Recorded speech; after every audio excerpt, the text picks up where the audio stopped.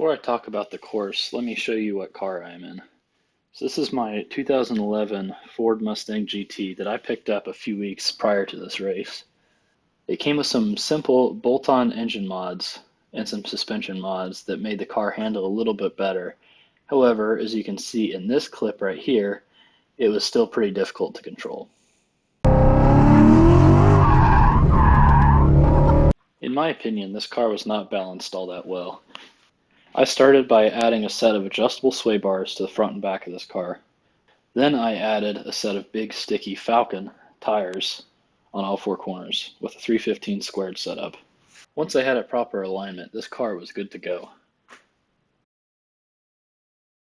This event was held at the IX Center right outside of the Cleveland Airport. The parking lot surface that we were racing on had a lot of gravel on it, and there were a lot of transitions from old asphalt to new asphalt to concrete that were a little difficult to deal with. Luckily for me, this is my third time at this venue, but it was the first time with a new car, so I was excited to try it out. One thing that was kind of funny about this run was I had somebody new riding with me.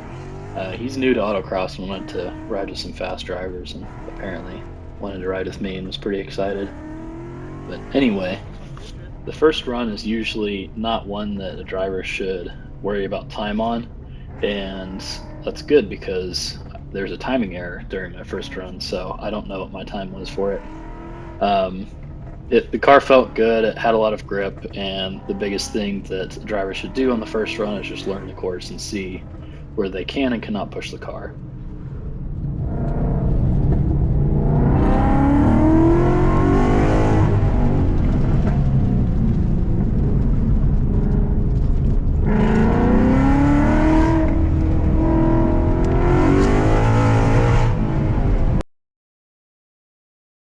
Since that last run had a timing error, this one was a rerun, and this is what counted as my first run of the day.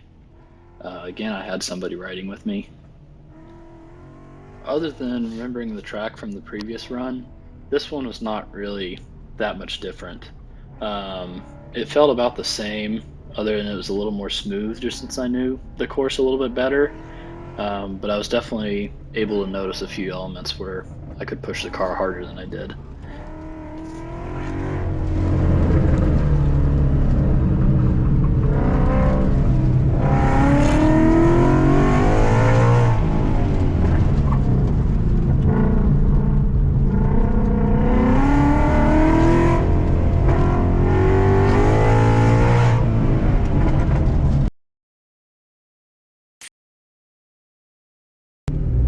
One thing that I learned on this run was that I was getting pretty aggressive with the start when it came to putting down power.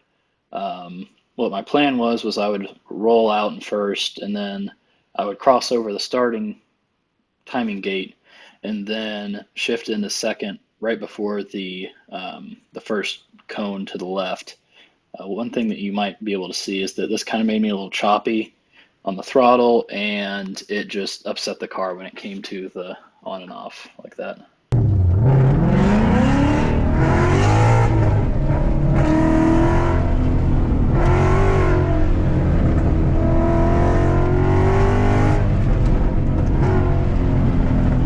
Another thing that happened is, in a second, you'll see that I had a little bit of off-throttle rotation that I did not expect to happen.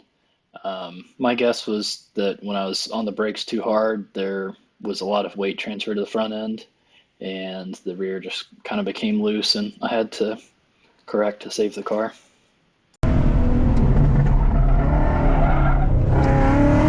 That was new.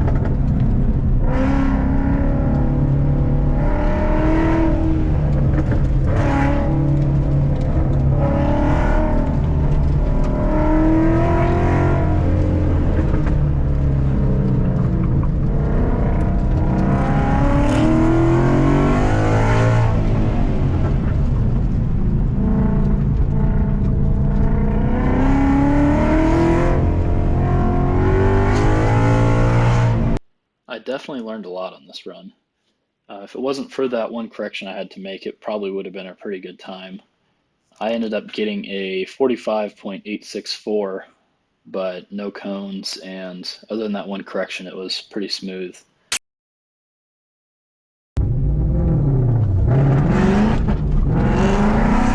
Yep, that was it. Damn it.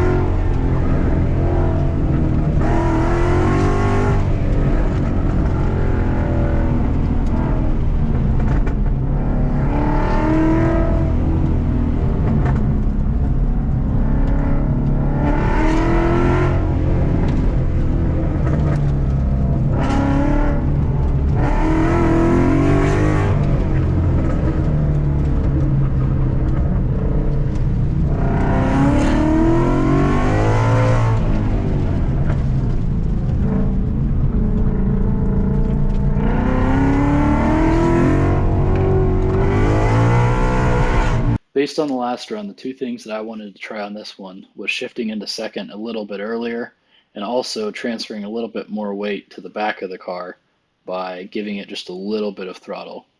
Those two things ended up working really well. However, I ended up hitting a cone in the first section, which added 2 seconds to my time and essentially ruined the run.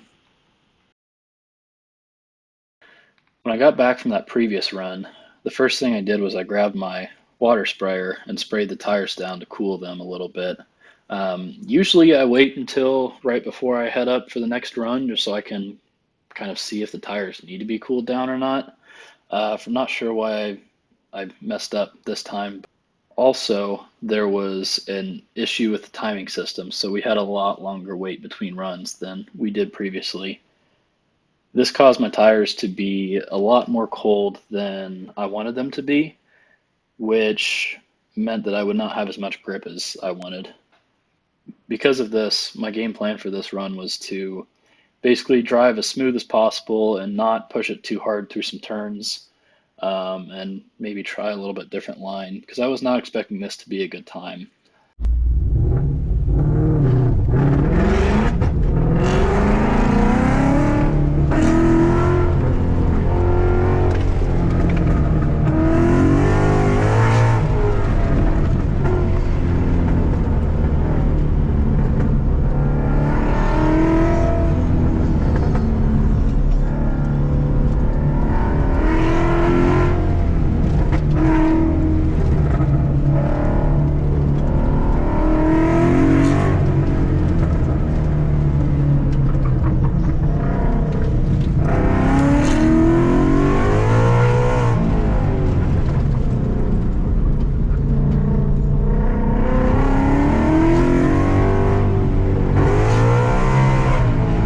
I guess that this run was just another example of how smooth is fast with autocross. I did not take all the sections as hard as I wanted to, and there were definitely some sections where I could have taken harder, but I ended up getting a 44.644, which is by far the best time of the day for me.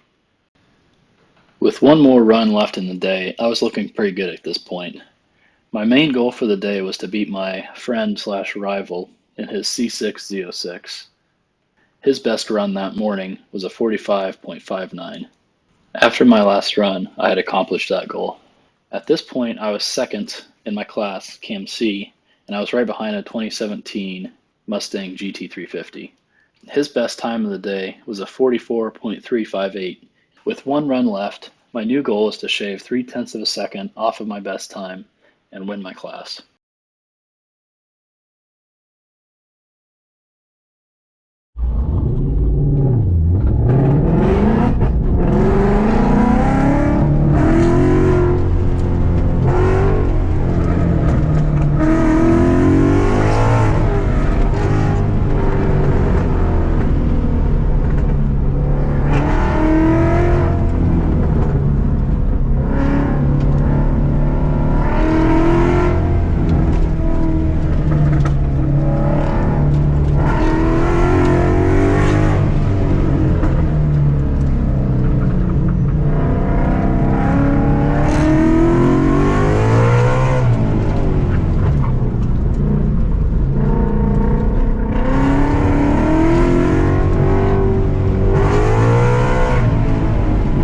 As you can probably guess from my reaction, I was very happy with my time. I ended up getting a 44.054. Everything worked out beautifully on this pass. I was aggressive where I could be, I was smooth where I needed to be, and everything just worked as good as it could have. I was very happy to beat that GT350 and win my class of Cam C. Out of the 70 drivers that showed up that day, I ended up placing 4th in raw time. When comparing packs, I ended up placing 5th. Overall, I'm very happy with how I did. This car is handling amazing, and I'm excited to see where it takes me later on. This is my first time trying to edit a video like this in a while, so hopefully it wasn't too cringy. If you enjoyed this video and found it interesting, please consider hitting the like button, and I will be encouraged to make more like it for future races. Have a nice day.